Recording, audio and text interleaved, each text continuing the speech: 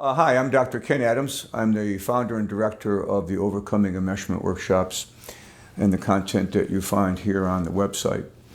So I wanted to talk about the difference between emancipating from your family of origin and cutting off your family of origin. I recently read an article in which the author of the article was talking more negatively about the concept that some therapists are encouraging people to cut off their families.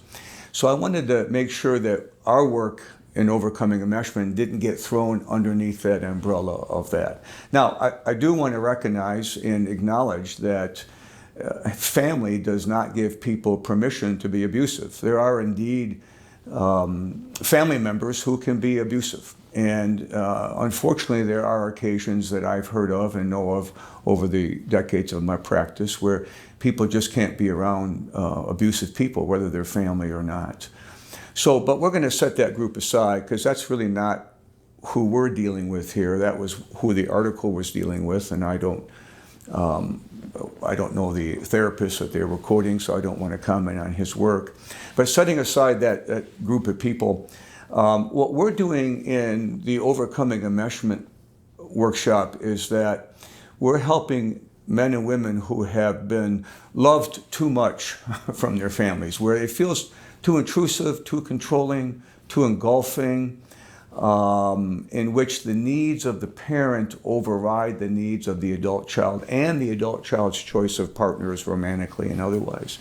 So what we do in Overcoming Enmeshment is that we help adults who have been enmeshed emancipate. I'm my own man and my own woman, mother and father, and I know you love me, and let's find a new way to negotiate this contract between us because I'm not your little boy anymore. I'm not your little girl anymore.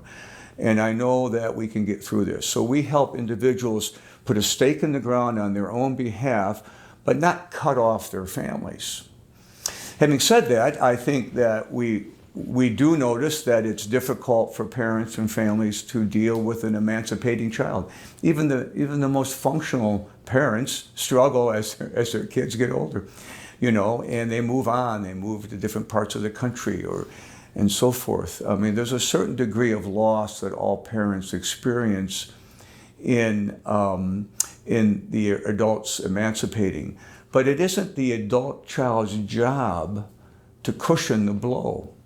So there's a way to both hold on to your emancipating journey and still love your family. And in Overcoming Enmeshment, that's what we're helping people do, is I want to show back up to my family as an adult man or adult woman. What we've noticed in parents and families is oftentimes there is some initial resistance, and you'll have to find a way to deal with that resistance. Eventually, we see parents understand that they better at least resign themselves that their adult kid wants their own life, so they learn to keep quiet. And over time, there's a degree of acceptance from the parents we hope for, and we see a lot of the early conflict begin to settle out. So there is an initial period of conflict or distress, but that can be worked with, particularly if the adult who is emancipating learns to find a way to speak about his or her journey and translate it back to the parents and the family in through the language of love and acceptance. Having said that, emancipation is not a negotiation either, right? You don't need your parents' permission to be your own adult.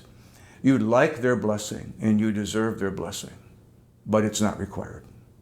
So we hope that you'll, as you sort out the journey of emancipating, that you won't throw our work, Overcoming Enmeshment, in the category of cutting off families, which is what most people coming into our workshop, if they're concerned, that's what they're concerned about. So amputation is not emancipation. We've seen that over and over again. In fact, amputating can be a sign of feeling fearful rather than empowered. So in Overcoming Enmeshment, we work really hard to help you emancipate and to move through your journey of emancipation with love and respect for your family in hopes that they too will follow.